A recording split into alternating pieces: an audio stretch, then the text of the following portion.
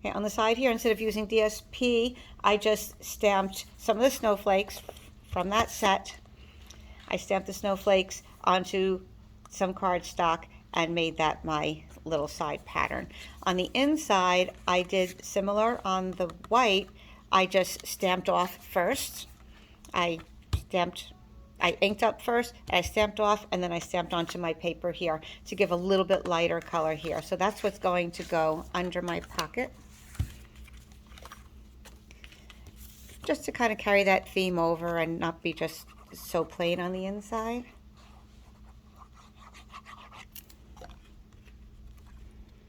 And we'll do that.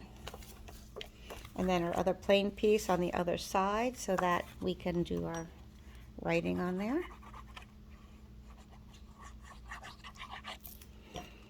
Okay, so there are many different ways you can make a gift card holder out of your cards, but this is one I thought was cute. Okay, and then you want to tape this side down, just the edges, of course. And if your adhesive is strong, it's not like you need tons, you just want to make sure it's going to stick.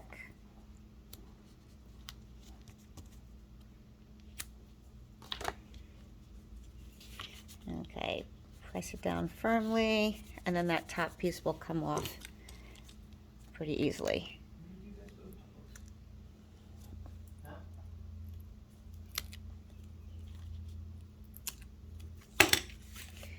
Okay, then we fold that up and you have your pocket. Okay, so where's my other, see how that looks in there. Okay, so it fits in nicely and you have your little card. Now you might notice I had a little smudge on here. Here's a little hint. When you're doing a big stamp, remember that the part that's the smallest or the thinnest is going to be kind of the weakest, you might say.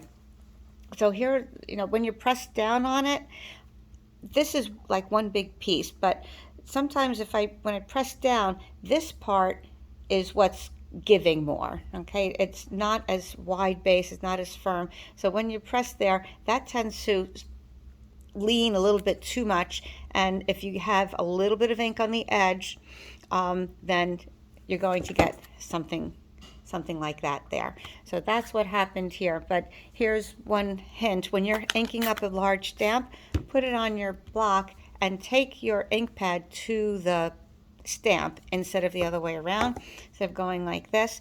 And you should always check, I must have missed it here, but you should always check to make sure that you haven't gotten it on the edge. But this is the part that's going to kind of be the softest and less supportive. So be careful when, you know, with parts like that. That's what's going to maybe do this to you a little bit more. So we're just going to, I thought of how can I cover that up? It's a little too close to the image for a ribbon.